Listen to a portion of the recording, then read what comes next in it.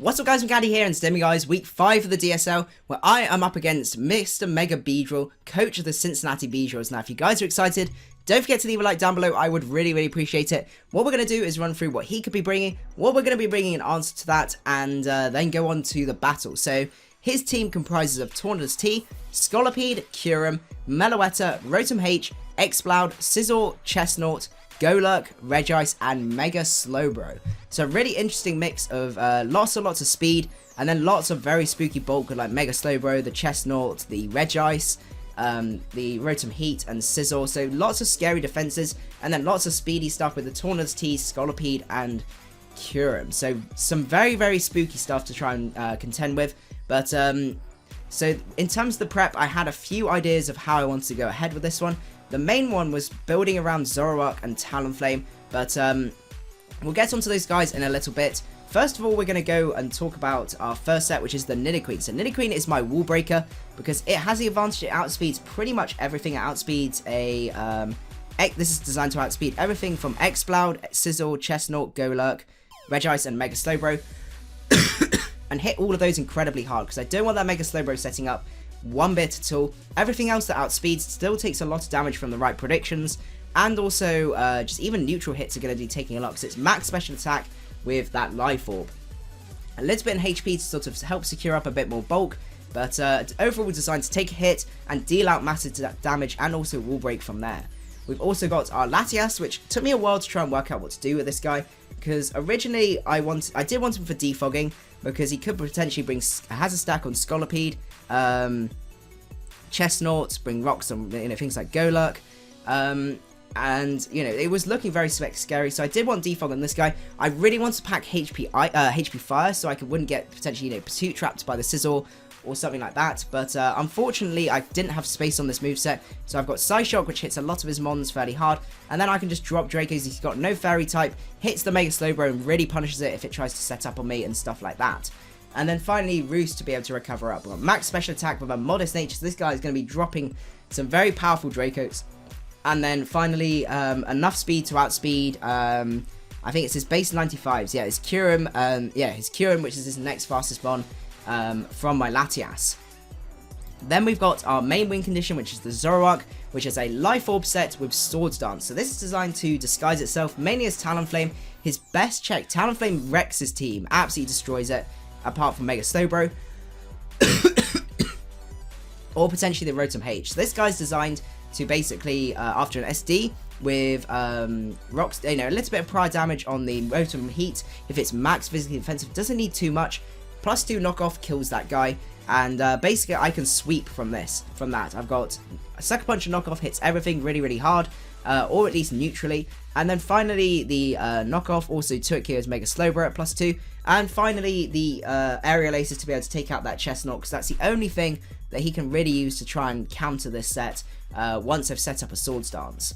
Next, I've got my Lotic, which is my defensive check against it can switch into Tornadus T, it can switch into the Scolipede, it can also, to an extent, switch into the Curum, so it's designed as basically a sponge. I've got Scald on there because that hits everything very hard apart from Mega Slowbro. Haze stops all those Calm Mind shenanigans. And finally, Toxic allows me to Toxic the Mega Slowbro to stop it then, setting up and just being really bulky. If I can Toxic Slowbro, I'm in a much better position than I would be otherwise. Next, I've got the Talonflame set. This is a choice banded set because, as I said, he's not got too many checks to this guy apart from Rotom Heat and the Mega Slowbro.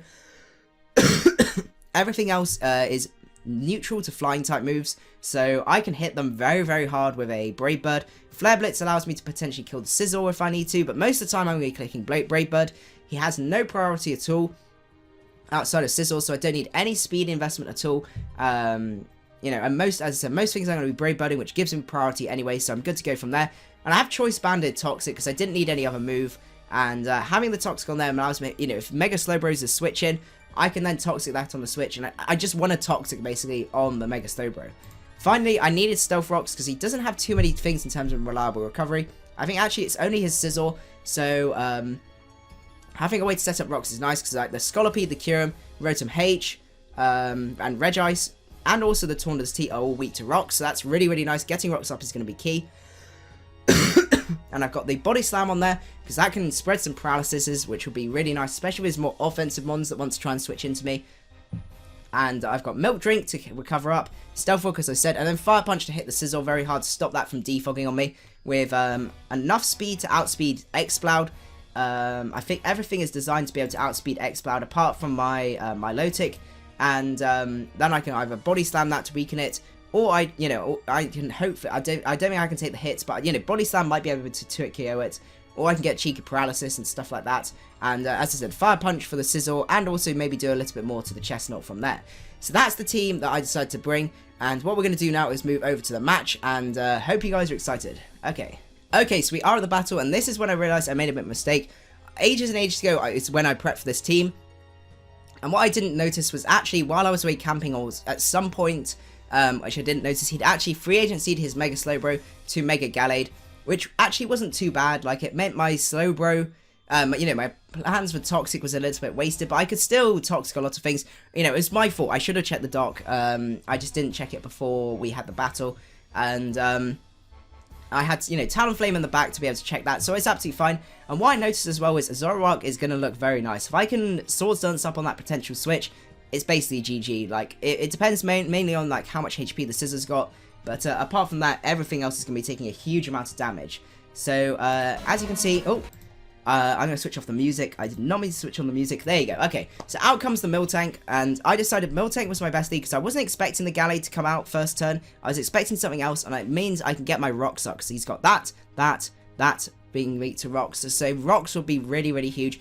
Unfortunately, he does lead off with the Gallade, so I do switch into my Milotic here as he Megas up and goes to the Psycho Cut. So I know I can take another hit from here, and I decide Scald is my best bet because I just need some damage on this guy, and Milotic's looking okay, but not like fantastic, but I was really, really lucky here, and I did get the burn, so I do apologize. That was really, really lucky on my part to be able to get the burn. I was basically just trying to sort of sack off my Milotic to get some damage on the Gallade so I can, revenge it a lot more easily and bring it in Sucker Punch range for my my Zoroark.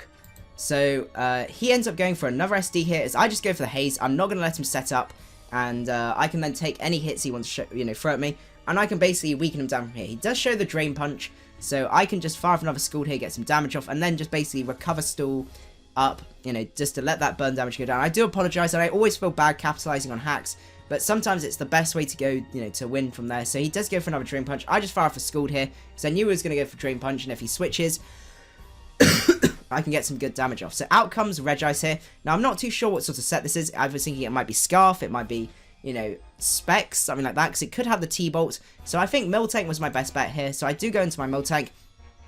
Now, we could go for Focus Blast here, do a, good 50-60%, something like that, but I decided it's still worth me to get my Rocks up, so I'm going to get my Rocks up here as he switches out into the Rotom Heat. So, I'm still not sure what he's going to do here. It's like, the only thing he's going to do is burn me, because I don't expect him to Volt Switch, to bring in Rotom Heat on this and then just Volt Switch out, especially when I'm like a bulky, specially defensive Miltank. I'm expecting the burn here, so I do switch out here to go into my Latias, because that's probably my best bet to sponge the burn.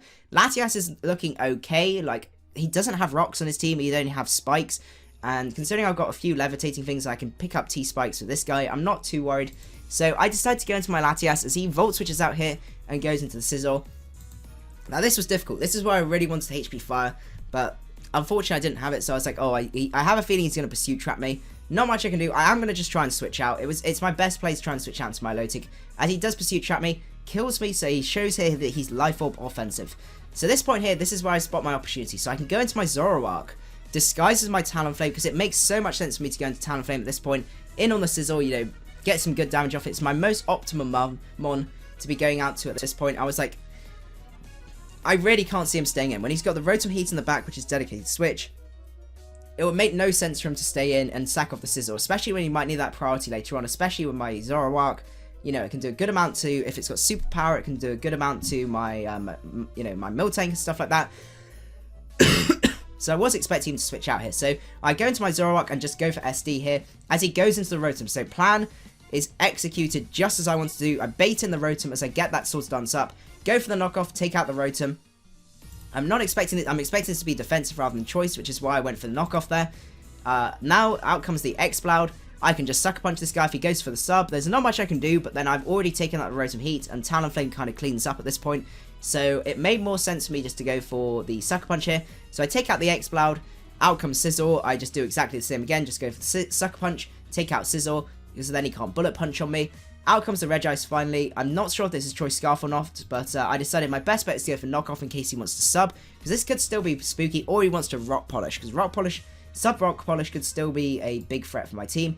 So I just go for the Knockoff here and take him out, showing that he's actually not Choice Scarfed. He's probably like, he told me at the end it was AV, so to be able to take on my Gardevoir and stuff like that. And then finally out comes the Scolipede.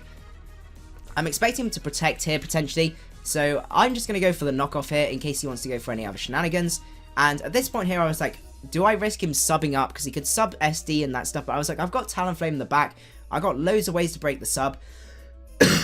I'm not too worried, so I'm just gonna go, you know, I can keep Sucker Punching until he breaks until he makes me break the sub. So I'm just gonna go for the Sucker Punch here and take him out. So that is going to be game from there, and we get 5 kills with Zoroark, which is absolutely awesome. This is why I absolutely love the Talonflame Zoroark core.